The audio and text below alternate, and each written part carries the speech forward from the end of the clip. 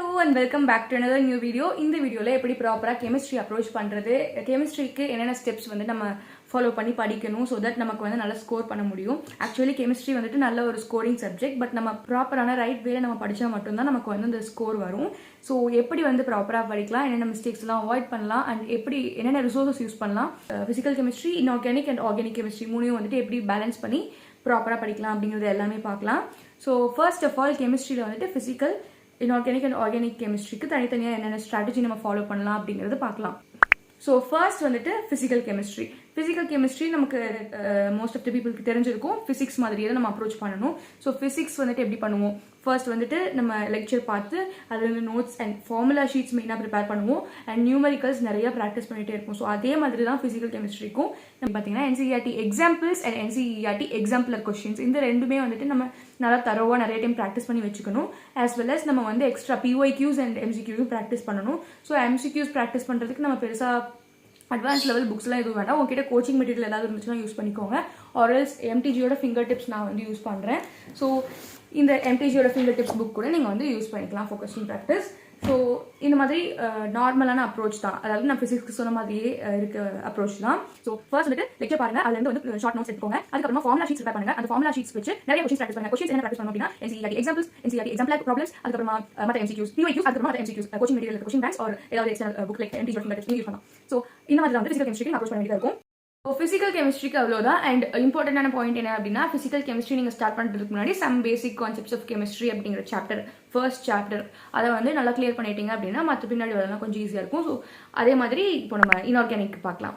So inorganic கெமிஸ்ட்ரிக்கு வந்து நம்ம கண்டிப்பாக NCERT நல்லா படிக்கணும். ஃபிசிக்கலுக்கு வந்து NCERTக்கு அவ்வளோவா இம்பார்ட்டன்ஸ் கொடுக்க வேணாம்னு சொல்லியிருந்தேன். ஸோ இன்ஆர்கானிக் வந்து நீங்கள் NCERTக்கு நல்ல இம்பார்ட்டன்ஸ் கொடுத்து நல்லா படிக்கணும், தரோவாக படிக்கணும். So NCERT line by line நீங்கள் நல்லா படித்தா மட்டும்தான் இன்ஆர்கானிக் கொஞ்சம் உங்களுக்கு ஈஸியாக இருக்கும்.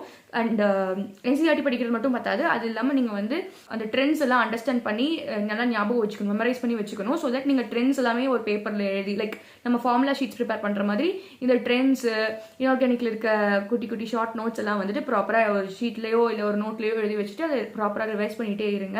அண்ட் கொஸ்டின் ப்ராக்டிஸ்க்கு வந்துட்டு அதே மாதிரி தான், ஃபிசிக்கல் மாதிரியே தான். NCERT எக்ஸாம்பிள்ஸ், எக்ஸாம்பிளர் கொஸ்டின்ஸ், PYQs, அதுக்கப்புறமா MCQஸ்க்கு போங்க.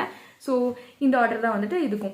அண்ட் பேசிக் சாப்டர்ஸ் என்ன அப்படின்னு பார்த்தீங்கன்னா, பீரியாடிக் கிளாசிஃபிகேஷன், அதுக்கப்புறமா நமக்கு அட்டாமிக் ஸ்ட்ரக்சர், கெமிக்கல் பாண்டிங், இந்த 3 சாப்டருமே. ஸோ இதில் அட்டாமிக் ஸ்ட்ரக்சர், கெமிக்கல் பாண்டிங்லாம் வந்து பார்த்தீங்கன்னா inorganic as well as organic ரெண்டுக்குமே வந்துட்டு ஒரு பேஸ் மாதிரி இருக்கும். ஸோ அதனால ஃபர்ஸ்ட் நீங்கள் ஸ்டார்ட் பண்ணும்போது some basic concepts of chemistry ஃபிசிக்கலுக்கு படிக்கிறீங்க. அதே மாதிரி atomic structure, chemical bonding and periodic classification, இந்த 3 வந்துட்டு இன்ஆர்கானிக் படிக்கிறீங்க. இதுவே வந்து ஆர்கானிக்கும் யூஸ்ஃபுல்லாக இருக்கும். ஆர்கானிக் வந்து நம்ம எக்ஸ்ட்ரா என்ன படிக்கணும் அப்படிங்கிறது ஆர்கானிக் செக்ஷனில் சொல்கிறேன். ஸோ இன்ஆர்கானிக்கு நம்ம இந்த 3 சாப்டர்ஸ் வந்து தரவா படிக்கணும். அண்ட் இன்ஆர்கானிக் கெமிஸ்ட்ரிக்கு வந்துட்டு என்ன ஆர்டர் டு ஸ்டடி அப்படின்னா, சேம் லெக்சர்ஸ் பார்க்கணும், NCERT நல்லா ரீட் பண்ணணும் அண்ட் ஷார்ட் நோட்ஸ் எடுக்கணும், விச் இன்க்ளூட்ஸ் ட்ரெண்ட்ஸ், அப்புறமா இந்த ஷார்ட் நோட்ஸ், இம்பார்ட்டன்ட் பாயிண்ட்ஸ் இதெல்லாமே இன்க்ளூட் பண்ணுற மாதிரி. அதுக்கப்புறமா வந்துட்டு கொஸ்டின் ப்ராக்டிஸ் பண்ணணும். ஸோ நெக்ஸ்ட் வந்துட்டு நம்ம ஆர்கானிக் கெமிஸ்ட்ரி பார்க்கலாம். ஆர்கானிக் கெமிஸ்ட்ரியும் வந்துட்டு NCERT ரொம்பவே இம்பார்ட்டன்ட் தான். பிகாஸ் நம்மளோட NCERTல இருந்து தான் வந்துட்டு டைரக்ட் கொஸ்டின்ஸ் நிறைய வரும். ஆர்கானிக் கெமிஸ்ட்ரிக்கு வந்துட்டு என்ன பண்ணணும் அப்படின்னா, ஃபர்ஸ்ட் வந்துட்டு atomic structure and chemical bonding நான் முன்னாடியே சொல்லியிருப்பேன். ஸோ அதை கிளியர் பண்ணதுக்கப்புறமா GOC வந்துட்டு ஏன் இம்பார்ட்டன்ட் அப்படின்னா, அதில் தான் நம்ம IUPAC நாமன்க்ளேச்சர், ஐசோமெரிசம், அதுக்கப்புறமா எலக்ட்ரானிக் டிஸ்பிளேஸ்மெண்ட் எஃபெக்ட்ஸ் இது எல்லாமே இருக்கும். அது இல்லாமல் ரியாக்ஷன் மெக்கானிசம்ஸ் எல்லாமே, இதோட பேசிக்ஸ் எல்லாமே வந்துட்டு GOCல தான் இருக்கும். அதுலேயும் வந்துட்டு நம்மளோட எலக்ட்ரானிக் டிஸ்பிளேஸ்மெண்ட் எஃபெக்ட்ஸில் inductive effect, resonance, hyperconjugation, electromeric effect, இந்த எஃபெக்ட்ஸ் எல்லாம் வந்துட்டு ப்ராப்பராக ஃபர்ஸ்ட் தெரிஞ்சு வச்சுக்கிட்டீங்க அப்படின்னா மட்டும்தான் வந்துட்டு நமக்கு ஃபர்தராக நம்ம நிறைய ரியாக்ஷன்ஸ் எல்லாம் போடும்போது இந்த எஃபெக்ட்ஸ் எல்லாம் எப்படி யூஸ் பண்ணுறது அப்படிங்கிறதுலாம் நமக்கு ப்ராப்பராக தெரியும். ஸோ அதனால GOC ஃபர்ஸ்ட் ப்ராப்பராக கிளியர் பண்ணிவிட்டு அதுக்கப்புறமா வந்துட்டு நம்மளோட மற்ற சாப்டர்ஸ்க்கு வந்து போங்க. ஸோ இதெல்லாமே வந்துட்டு நான் இப்போ சொன்ன பேசிக் எஃபெக்ட்ஸ், ரியாக்ஷன் மெக்கானிசம்ஸ் இதெல்லாமே ப்ராப்பராக ரெகுலராக ப்ராக்டிஸ் பண்ணீங்க அப்படின்னா மட்டும்தான் வந்து உங்களுக்கு மெமரியில் இருக்கும். அதனால் ப்ராப்பராக அதை ஒரு ஷீட்லையோ இல்லை ஸ்டிக்கி நோட்லையோ எழுதி ஸ்டிக் பண்ணிவிட்டு ரிவைஸ் பண்ணிகிட்டே இருங்க ரெகுலராக. ஸோ உங்களுக்கு கொஞ்சம் ஈஸியாக இருக்கும்.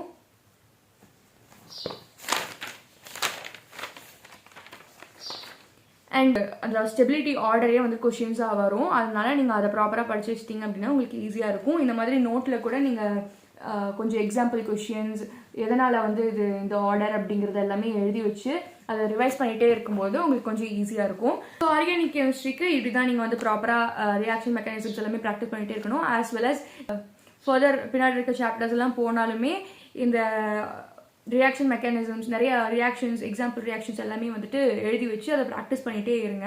அப்போ தான் வந்து அந்த ரியாக்ஷன்ஸ் எல்லாம் உங்களுக்கு ஈஸியாக ஞாபகம் வரும். ஆர்கானிக் கெமிஸ்ட்ரிக்கும் அப்ரோச் வந்து ஆஸ் ஐ செட் லெக்சர்ஸ் பாருங்கள், நோட்ஸ் எடுங்க, அதுலேருந்து உங்களுக்கு ரியாக்ஷன் மெக்கானிசம்ஸ் எல்லாம் ப்ராப்பராக அண்டர்ஸ்டாண்ட் பண்ணி படிங்க. அண்ட் அதுக்கப்புறமா வந்துட்டு கொஷின்ஸ் சால்வ் பண்ணுங்கள். இதுவும் சேம் ஆர்டர் தான். எக்ஸாம்பிள்ஸ், எக்ஸாம்பிளர் கொஸ்டின்ஸ் அண்ட் அதுக்கப்புறமா வந்துட்டு PYQs அண்ட் மற்ற MCQs நீங்கள் வந்து பார்க்கலாம். ஆர்கானிக் கெமிஸ்ட்ரியும் வந்துட்டு NCERT ரொம்பவே இம்பார்ட்டன்ட் தான். பிகாஸ் நம்மளோட NCERTலேருந்து தான் வந்துட்டு டைரக்ட் கொஷின்ஸ் நிறையா வரும். ஆர்கானிக் கெமிஸ்ட்ரிக்கு நீங்கள் ரியாக்ஷன்ஸ் உட்காந்து ஃபுல்லாக எழுதி மக்கப் பண்ணி வைக்கிறத விட ரியாக்ஷன் மெக்கானிசம்ஸ்குள்ளே இருக்க பின்னாடி இருக்க ரீசன், அந்த மெக்கானிசம் எப்படி ஒர்க் ஆகுது அப்படிங்கிறத ப்ராப்பராக தெரிஞ்சுக்கிட்டீங்க அப்படின்னாலே நீங்கள் அந்த ரியாக்ஷன்ஸ் வந்து போடும்போது உங்களுக்கு ஈஸியாக இருக்கும். இதை வந்து நான் எங்கேருந்து லேர்ன் பண்ணிக்கிட்டேன் அப்படின்னா பிரெனிமெடிக் நீட் தமிழ் சேனலில் ரியாசனாவோட லெக்சர்ஸ் தான். அவங்க லெக்சர்ஸில் வந்து பார்த்தீங்கன்னா உங்களுக்கு ரியாக்ஷனை சும்மா எப்படி வந்து அதை மக்கப் பண்ணுறது அந்த மாதிரி சொல்லி தராமல் எப்படி ரியாக்ஷன் இருக்குது, என்னென்ன ரீசன்ஸ்னால இந்த மெக்கானிசம் வந்து இப்படி ஒர்க் ஆகுது அப்படிங்கிறத வந்து தெளிவாக அவர் எக்ஸ்பிளைன் பண்ணி எப்படி அண்டர்ஸ்டாண்ட் பண்ணி படிக்கலாம்னு சொல்லியிருப்பாரு. ஸோ அதை பார்த்து தான் நான் வந்து ஆர்கானிக் கெமிஸ்ட்ரி கொஞ்சம் என்னோட பேசிக்ஸ் ஸ்ட்ரெங்தன் பண்ணிக்கிட்டேன். ஸோ உங்களுக்கு வந்துட்டு organic chemistry and inorganic chemistry வந்துட்டு ஸ்ட்ரெங்தன் பண்ணிக்கணும் அப்படின்னா கண்டிப்பாக ரியாசனாவோட லெக்சர்ஸ் பாருங்கள். அண்ட் ஃபிசிக்கல் கெமிஸ்ட்ரிக்கு வந்து நான் வந்து இந்த லெக்சர்ஸ் BMNTயோட லெக்சர்ஸும் பார்த்துருந்தேன். As well as Unacademy NEET English சேனலில் வசந்த் சாரோட லெக்சர்ஸும் பார்த்துருந்தேன். ஸோ உங்களுக்கு 2 சேனலுமே வந்துட்டு பார்த்துட்டு உங்களுக்கு கம்ஃபர்டபுளாக இருக்கிறத வந்துட்டு ஸ்டிக் பண்ணி நல்லா படிங்க. That's it. அண்ட் உங்களுக்கு வேறு ஏதாவது ரிசோர்ஸஸ் ஆர் சேனல்ஸ் உங்களுக்கு தெரியும் நல்லா சொல்லி தராங்க அப்படின்னா அதையும் கமெண்ட் பாக்ஸில் சொல்லுங்கள். அண்ட் அவ்வளோதான்.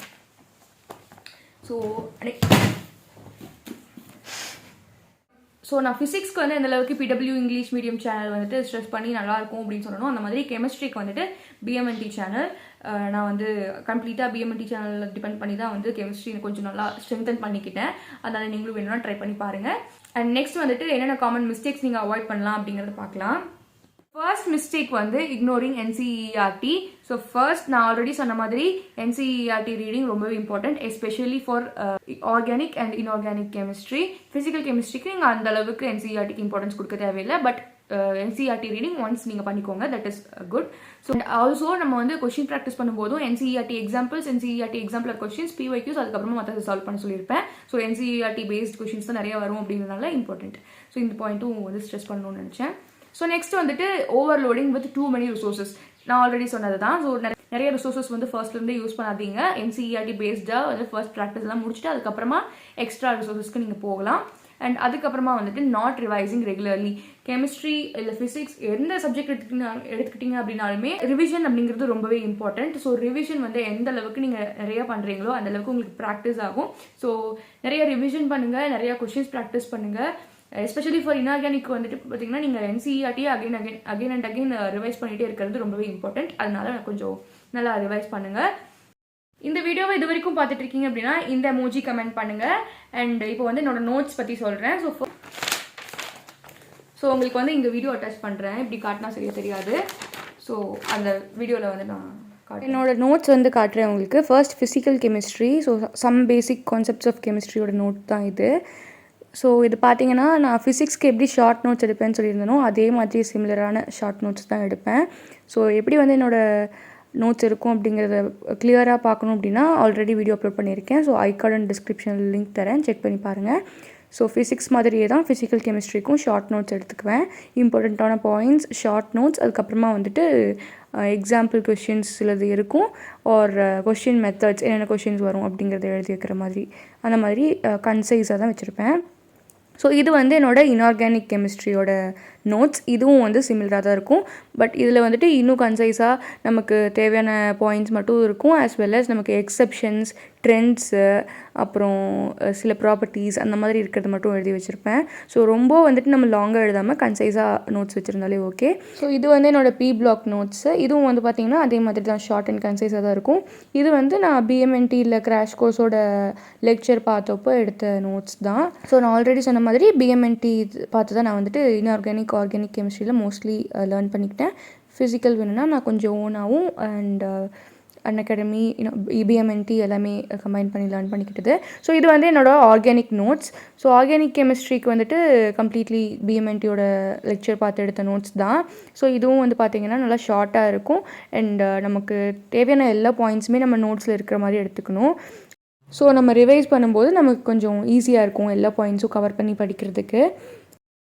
ஸோ இது வந்து என்னோடய ஜிஓசி நோட்ஸ் தான்.